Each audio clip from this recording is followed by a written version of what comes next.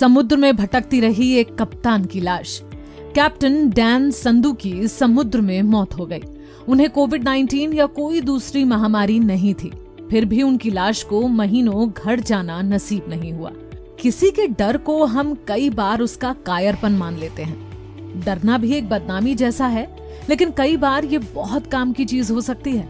अब जैसे बहुत से लोगों को ऊंचाई से डर लगता है, इस वजह से वे किसी बिल्डिंग की छत पर, बाउंड्री के पास या फिर घाटी में एकदम किनारे पर नहीं खड़े होते। इस वजह से कुछ हादसे कम हो जाते हैं। एक डर कुछ लोगों की जान बचा लेता है।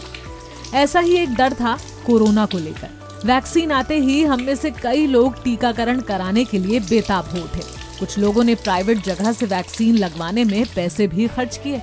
ये भी डर था, लेकिन इसने लोगों को इन्फेक्शन से बचाया। एक सैनिक जिस समझदारी भरे साहस का परिचय देता है, उससे उसकी और उसके साथियों की जान बचती है। वहीं जब कोई शख्स सोच समझकर किसी डराने वाले काम से पीछे हटता है, तो उसकी और उसके परिवार की रक्षा होती है।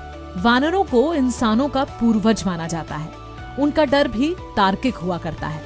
एंथ्रोपोलॉजिस्ट लिन इजबेल के मुताबिक प्राइमेट्स के सबसे बड़े शिकारी थे सांप। विकास के लाखों वर्षों में भी सांपों का रूप नहीं बदला है। यही वजह है कि जंगली बंदर आज भी सांपों से बहुत डरते हैं। यहाँ तक कि अगर उनके सामने खिलौने वाला सांप या कोई मॉडल रखा जाए तो वे उससे भी दूर भागेंगे। बंदरों की एक प्रजाति होती है मकाक। इसकी दिमागी जांच से पता चला है कि सांप की छवि देखते ही इनके न्यूरॉन्स बहुत तेजी से प्रतिक्रिया करते हैं।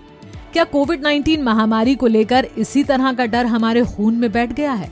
सवाल इसलिए क्योंकि इसके बिना हम नहीं समझ सकते कि कैप्टन डैन संधू के साथ अन्याय क्यों हुआ। 68 साल के कैप्टन संधू 40 साल से समुद्री लहरों की सवारी कर रहे थे। पिछले साल की 27 मार्च की तारीख थी। कैप्टन ने रोमानिया की राजधानी बुखारेस्ट के अपने अपार्टमेंट में पत्नी गैब्रिएला से विदाई ली और भारत के लिए उड़ान भरी। उन्हें भारत से एक भारी भरकम कार्गो शिप विंटेज वेव लेकर चीन जाना था। इस जहाज पर 25,000 टन एल्यूमीनियम लदा था।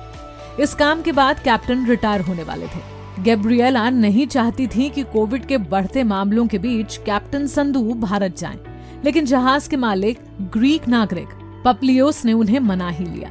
जहाज 15 अप्रैल को सिंगापुर के लिए चला। उसके 2 क्रू सदस्य बीमार थे, शायद कोविड हुआ था उन्हें। एक तीसरा क्रू मेंबर भी अच्छा नहीं महसूस कर रहा था, हालांकि उसकी रिपोर्ट नेगेटिव आई थी। यात्रा के 2 दिन बाद कैप्टन संधू को भी अपनी तबीयत बिगड़ती लगी। उन्हें सर्दी लग रही थी, लेकिन पत्नी से बातचीत में उन्होंने ये बात जाहिर नहीं होने दी। 2 दिन और बीत गए। कैप्टन संधू का बेटा आंद्रेई भी एक जहाज का कैप्टन था। उसे एक मैसेज मिला कैप्टन संधू की मौत का। अब यहाँ से शुरू होती है असली कहानी। जहाज वापस मोड़ा जा सकता था भारत के लिए। हिंदुस्तान में कैप्टन की डेड बॉडी को रखा जा सकता था, लेकिन इससे माल की डिलीवरी में देरी हो जाती। जहाज पर बॉडी बैग नहीं था। ऐसे में कप्तान के शव को फायर प्रूफ कपड़ों में लपेटकर मांस और आलू के बगल में एक वॉक इन फ्रीजर में रख दिया गया। 3 दिन बाद जहाज इंडोनेशिया पहुंचा। वहां बॉडी को तट पर ले जाने की इजाजत मांगी गई। पोर्ट अथॉरिटी ने अनुमति देने से मना कर दिया।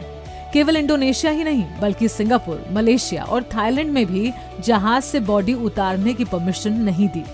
चीन में मौजूद रोमानिया के आधिकारिक प्रतिनिधियों ने स्थानीय अधिकारियों से अनुमति के लिए अनुरोध किया, पर बात फिर नहीं बनी। इसके बाद रोमानिया के राजदूत ने सुझाव दिया कि जहाज भारत लौट जाए और वहां शायद इजाजत मिल जाए, लेकिन माल को तय वक्त पर पहुंचाना था, इसलिए कार्गो शिप ग्वांगझू के लिए बढ़ता रहा। लेकिन फिर दक्षिणी चीन सागर में जाकर जहाज को रुकना पड़ा। चीनी अधिकारियों की अनुमति के इंतजार में 2 महीने बीत गए। अंत में चीनी अधिकारियों ने एक पायलट बोट भेजी, लेकिन केवल स्टील लाने के लिए। बॉडी उन्होंने भी नहीं उतारी। वियतनाम में मरम्मत के लिए जहाज रुका था। ऐसा लग रहा था कि शव को वहां उतारकर वापस भेजा जा सकता है, लेकिन पोर्ट अथॉरिटी ने अनुमति देने से इनकार कर दिया।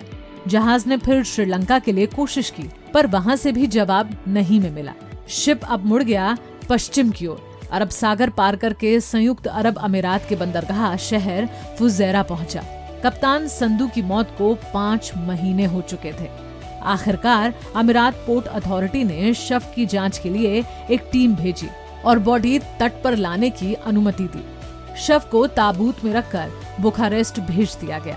अंत में रोमानिया के एक ऑर्थोडॉक्स चर्च में अंतिम संस्कार किया गया। विडंबना ये रही कि मेडिकल टेस्ट से पता चला कैप्टन संधू की मौत कार्डिक अरेस्ट से हुई थी, ना कि कोविड-19 से। कैप्टन संधू कभी किसी कोरोना पीड़ित के संपर्क में नहीं आए थे। उन्हें इबोला या ब्यूबोनिक प्लेग जैसी कोई जानलेवा महामारी भी नहीं थी। उनकी बॉडी को आराम से किसी भी तट पर उतारकर उनके परिवार के पास भेजा जा सकता था। इसके बावजूद उनकी लाश इधर उधर भटकती रही। विभिन्न देशों की पोर्ट अथॉरिटी के डर और कोरोना को लेकर बरती जा रही सावधानी को समझा जा सकता है, लेकिन जब तर्कहीन भय सभी मानवीय विचारों पर हावी हो जाए तो इंसान बनकर सोचना चाहिए, एक इंसानी नजरिए से।